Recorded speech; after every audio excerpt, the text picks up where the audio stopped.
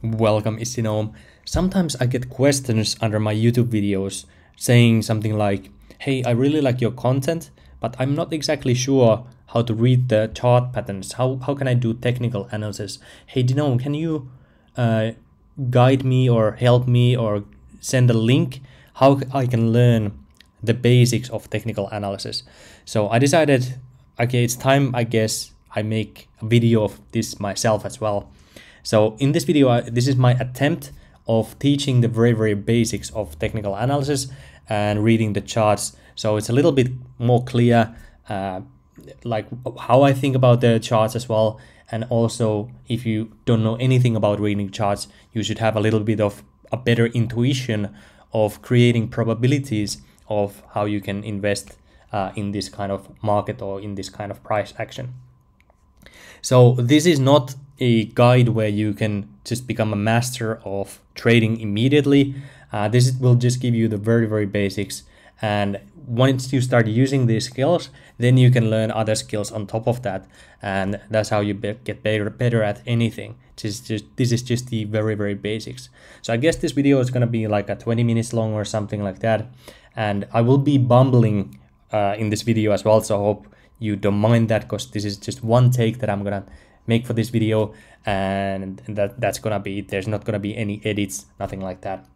So the things you will learn in this video, number one is basic indicators. I will be showing moving averages, and I will be showing a relative strength index, and then we're gonna talk about divergences in those indicators as well. Then we're going to talk about support and resistance lines, how you can draw the trend lines as well on the chart. And finally, we're going to talk about some patterns that trading patterns that you can see on the charts as well, to kind of give you an idea what kind of formation is the price doing there. I will not be talking about candlestick patterns though. So this is not a trading video. This is more for the investors out there. So anyway, let's get to the absolute very basics. So number one, what you need to have is an account here. You can have another trading software also if you want to, or a charting software, but the Tradingview.com I think is a very good one, and it's what I see most people using. And this is a free software. Personally, I'm using the free version as well. So what you can do is, there's a link in the description, or you can simply go to Tradingview.com and create an account. And once you have an account, what you want to do first is go to use dark mode here, because I will show you what happens if you don't have the dark mode. It will look like this, and this is garbage.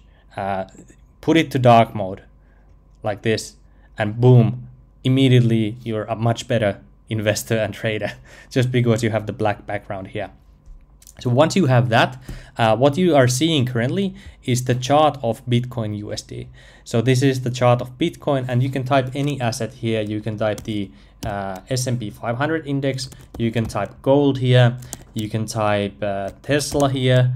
You can search for any kind of asset that you like to invest in, or look at the chart here. So you just click there and you're done. Then what you have here are the different what are these? Different candles. So for D, it means this is 1 day candle. So each candle that you see on the chart here, it represents one single day. And W means 1 week. So now when I change to 1 week, it means that one candle means 1 full week. And then you have 4-hour candles, 1-hour candles, and even monthly candles. And depending on the time frame that you are investing, you can use different candles, and you can even go lower than that. Some of these candles are only available if you are a paid subscriber, which I'm not, just because I want to keep my trading simple. I don't want to have a million indicators at the same time, because it gets too messy for me. So I just want to keep things very simple as well.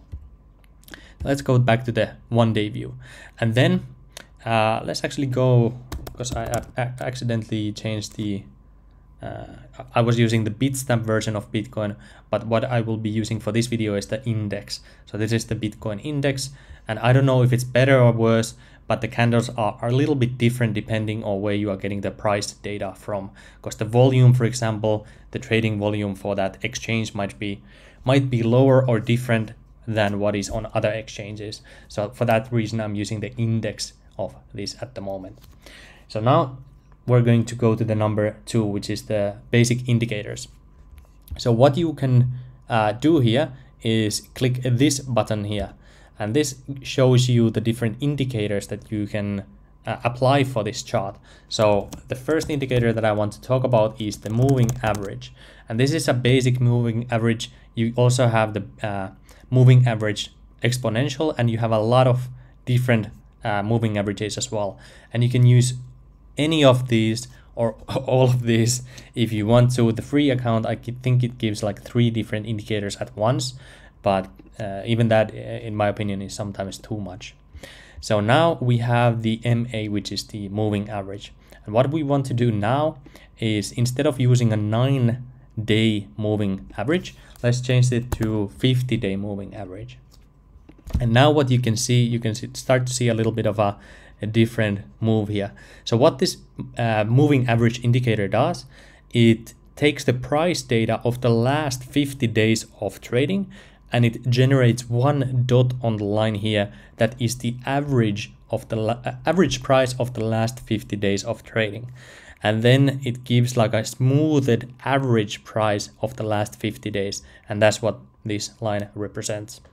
And what you can do from this data is, for example, if we go to the weekly view, and this is what you can always do, you can use different time zones to find a trading or investment strategy that you can kind of backtrack and find that works out for you. But for 50-day moving average, one strategy that you could be using here is something where, for example, here, when the price goes above the 50-day moving average, you buy into the asset. And when the price crosses the moving average again, that's when you sell.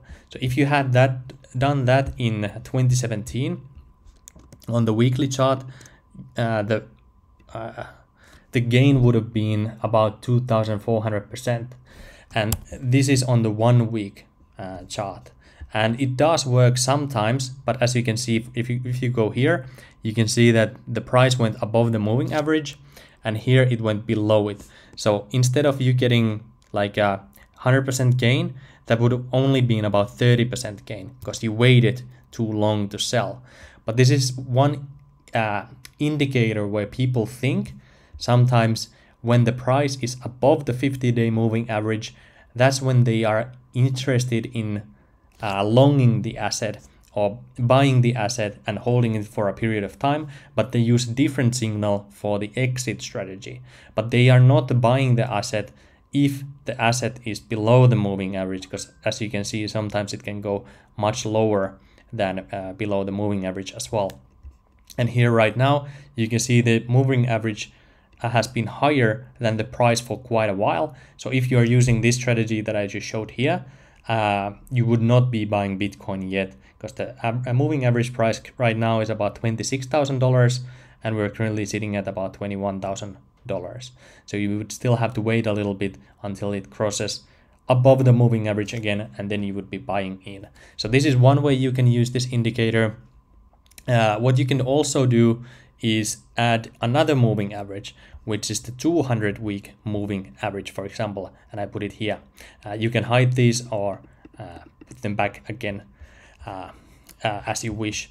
And for the 200-week moving average, so let's actually go to the logarithmic view here. So what happened here? What changed? I clicked this button here. What changed? This changed the scale of the price. This price is now logarithmic, so it shows an exponential chart, and for Bitcoin sometimes the logarithmic view is better than the normal view, because as you can see, it's very hard to see what these numbers are here. So if I go to the logarithmic view, you can see a much better view of this chart if you look at back further in time. So 200-week moving average, it has been a line that's basically never been really broken. So every time the price goes near the 200-week moving average, it just has a bounce, or it goes below it and then immediately bounces. So some people, when the price of Bitcoin went below the 200-week moving average, got a little bit scared, like, hey, this is not what Bitcoin is supposed to be doing. So this 200-week moving average, as you can see, it has respected this Bitcoin uptrend for quite a while already. So it's likely that at some point the price will come and retest this 200-week moving average as well. And this one here is currently at about $25,000. So it's likely at some point that we go and retest it at some point, because these moving averages sort of act as a magnet as well. So it's likely that it will happen at some point. So this is how you can use the moving averages to your advantage as well, to kind of see what's the trend of the market. But right now, if you were using the strategy that I said before, you would not be looking into entering into the Bitcoin long position or buying Bitcoin yet, because it's still below the 200-week moving average. But once it goes above it, that's when you might be interested in actually getting in. But one thing that you have to understand about the moving averages is something which is a cross. So when the moving averages is cross, typically long-term investors get interested. Okay, hey, what's going on here? Why did they cross? And right now what you are about to see is something called a death cross on the weekly moving averages.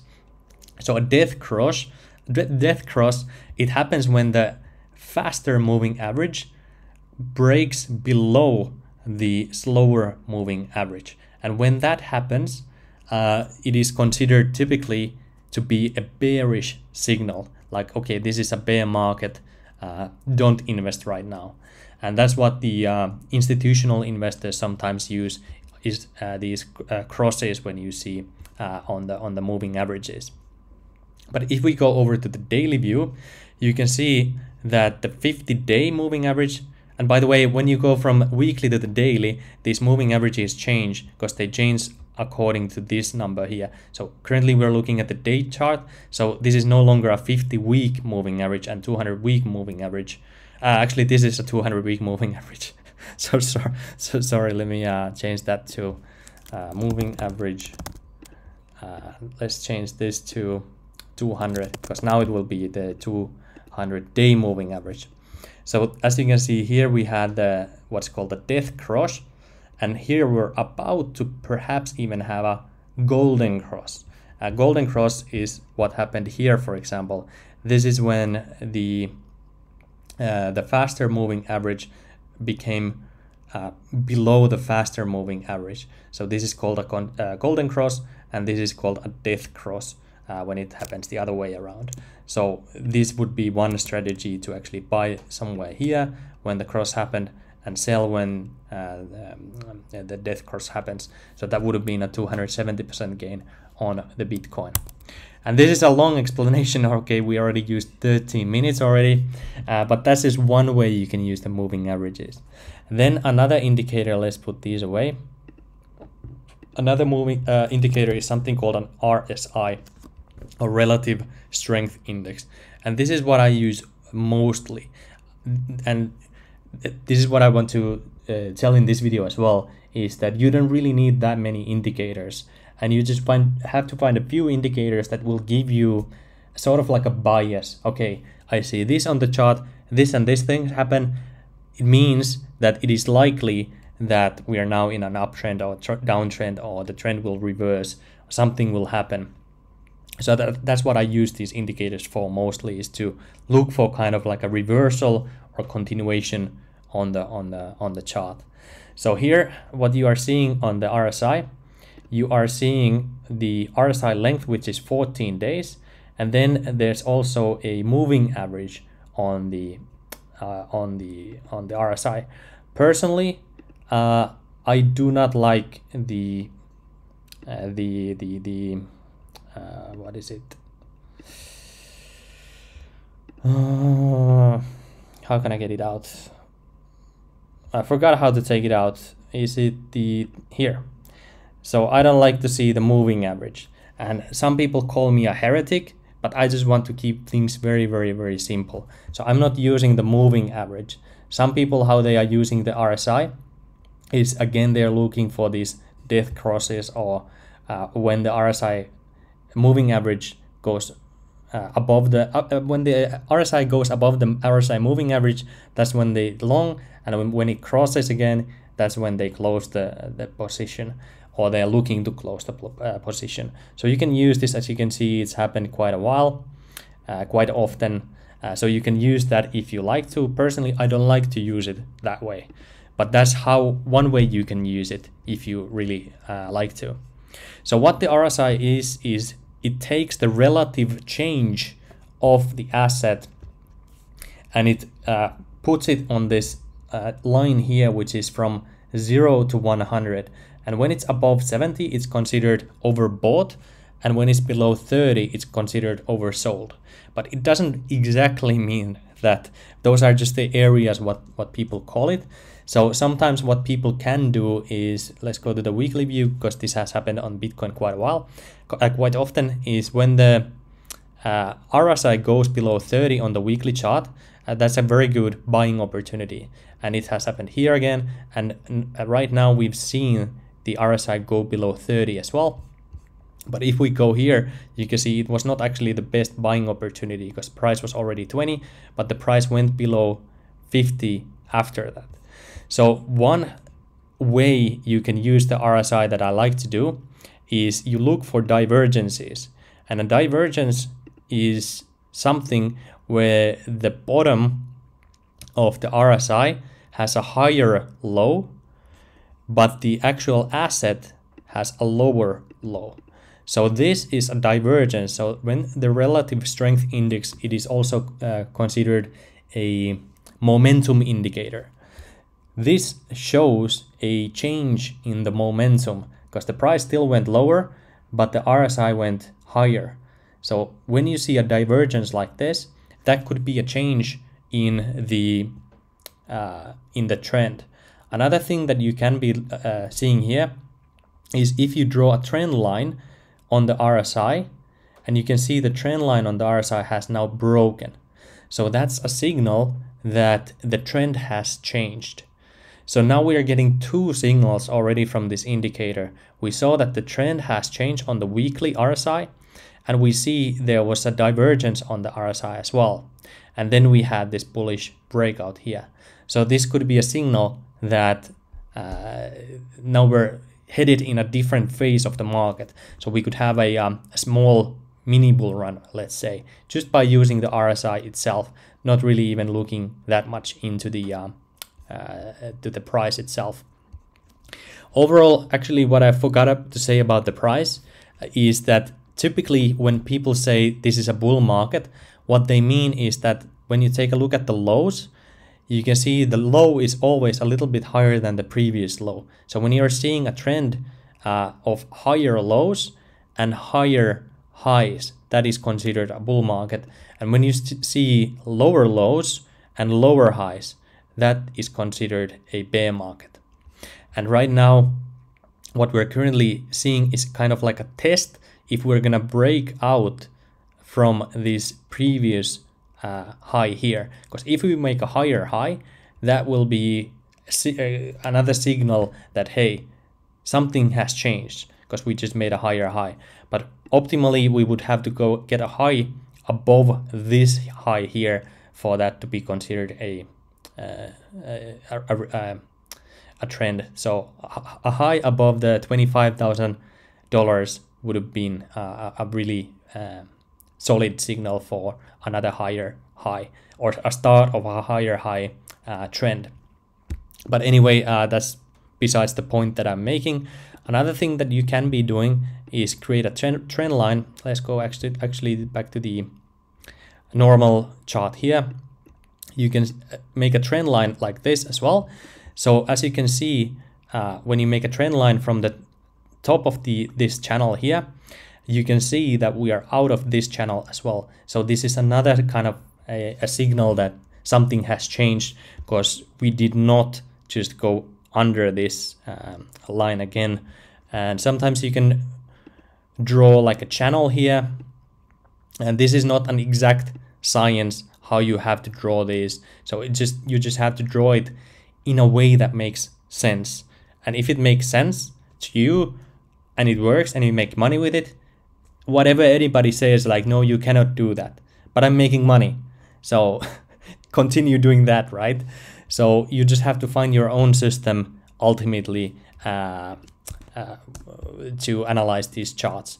But these lines, when you make these, they are a way of you to help analyze the markets. Other lines that I like to draw are support and resistance lines. So how you draw those, you can go to the daily view or you can go to the weekly view. You can even go to the monthly view if you want to. But what you are looking for here is areas where price has had a reversal, or a price had a significant price action on that time. So how you can determine that is if you add volume on the chart, for example. Because if you see a volume spike, like you can see in some of these lines here, that's usually an area where there was a lot of trading activity going on. And when there's a lot of trading activity, it signals that it is a significant area of resistance or support. So right now you can clearly see that this area here, this is an area, let's take out the volume again. This is an area of resistance, because we're hitting the resistance line here. So if we want to break through it, we need additional power to get through it. So we may not break through it on the first try, so we may have a pullback, and then on a second try or a third try, it can break the resistance. And typically when a resistance line is broken, the chart or the price will continue upwards, and then it will have a pullback back to the resistance line, and then it can act as a support line afterwards. So it can flip over. And this happens all the time in the assets. So let me see if I can clearly see, like here, for example. Here you can see that this area here was a resistance. The price went above it, but then it failed and went below it again.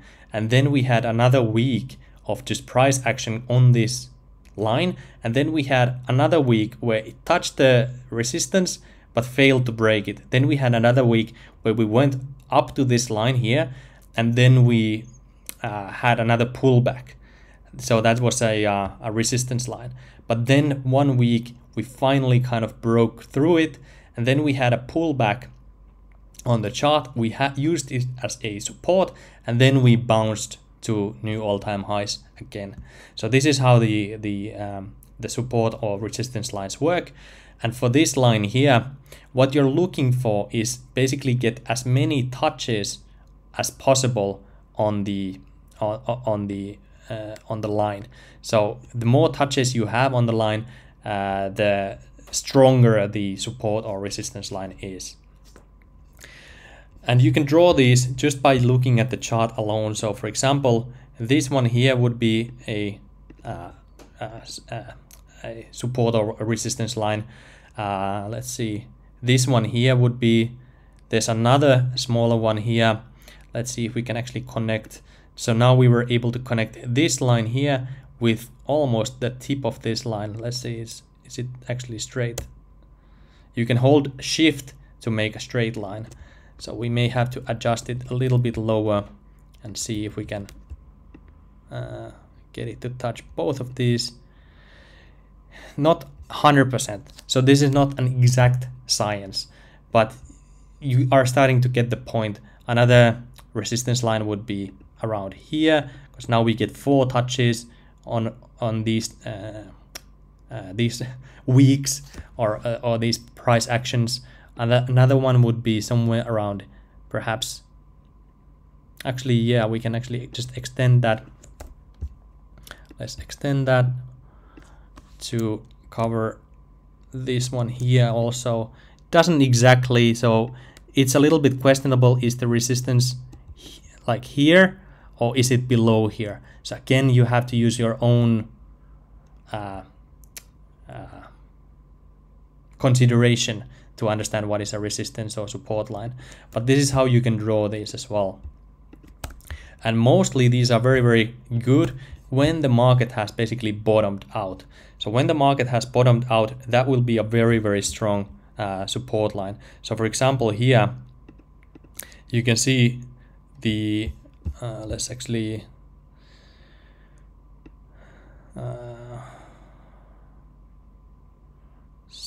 like so. So this one here, it had a touch. Actually, this is not, is it a straight line? Okay, now it is a straight line. So you had a touch here, and you can even continue it backwards.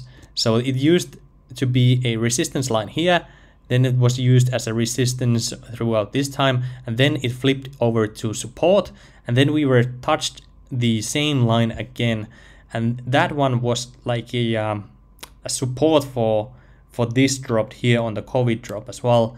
But we did not went all the way down, because sometimes people, they front run the market. So when it starts to reach towards the support line, people start to expect a reversal, so they start buying the asset again. So it doesn't necessarily have to touch the support line for it to act as support either. But anyway, this was a strong support line. So when you see a price coming back to this level, it usually means like the price will have a reaction from it. So if you were trading Bitcoin and you longed here, you would have easily made 100% gain if you were able to get this price. So if you're waiting for the absolute best price, that's usually the best way to miss opportunities as well. Other divergences. Yeah, I showed the divergences. There are other divergences that you can also have, which is, for example, what happened here.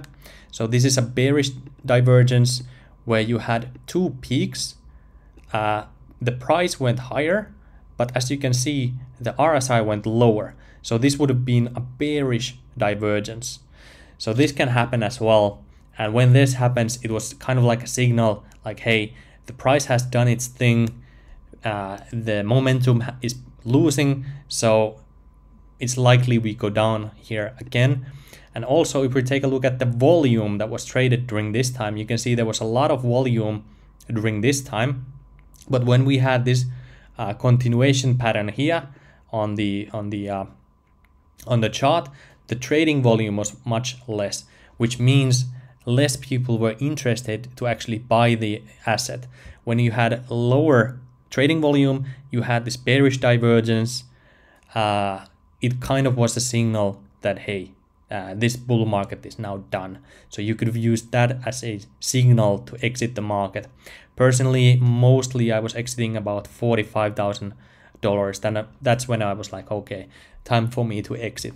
So it's very hard to actually find the absolute best times to actually get out. Sometimes you see these later on than you hope you were able to see them, but it is what it is. Now let's actually continue forward. I showed you support and resistance lines, how they can act as an area where price will have a reaction, a pullback. It can be flipped as support or into resistance. Now let's talk about trading patterns. And there are a lot of trading patterns out there. What you can do is simply go to Google and you can search for trading patterns. And I just use the most basic common trading patterns that I can see. And they are basically in this chart here, but you can use other ones as well. So for example, falling wedge, what it is a reversal pattern. So when you see a falling wedge, it looks exactly like this. This is a falling wedge. And as you can see, the price came from high, it came to this pattern, and then the price has escaped the pattern. And it's exactly like this.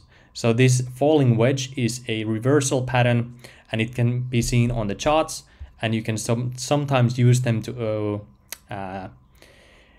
expect a breakout or a reversal. But each of these patterns that you see here, these are not like, okay, I see this pattern, now it will 100%, it will happen in 100% certainty.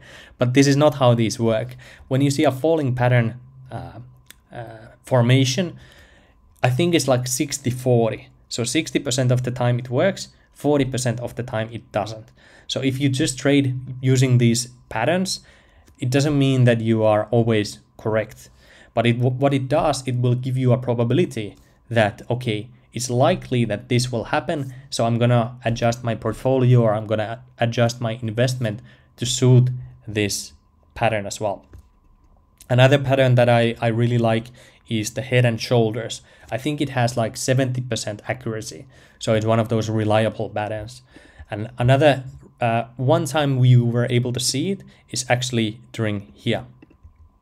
So if we take a look at this pattern here, you can see this was the left shoulder, this was the head, and then this is the right shoulder. And if you think this is the dick, sometimes people call it the dick pattern as well, but they call it the head and shoulder, so let's go with that one.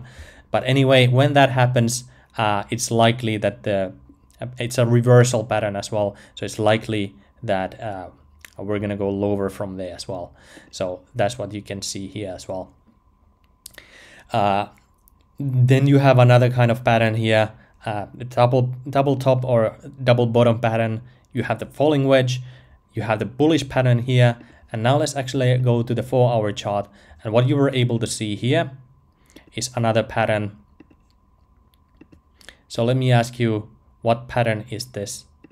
And you never really get these in 100% certainty. So like, is it supposed to be like this, or is it like this?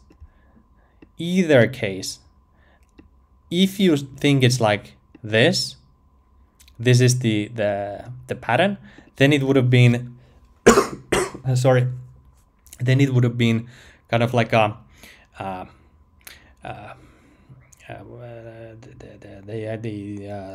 it's not here. Let's go back. Let's see if we have it here. It was called an ascending triangle. An ascending triangle is a bullish pattern, but if you drew it, so this is a bullish triangle, but if you drew it like this, suddenly it's a let's see where it is.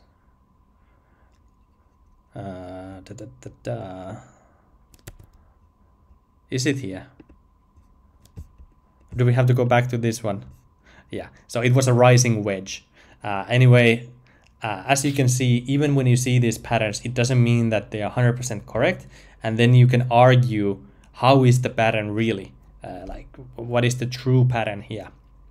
Was it a bullish triangle, or was it a rising wedge? So sometimes it's quite hard to actually analyze and know what actual pattern is.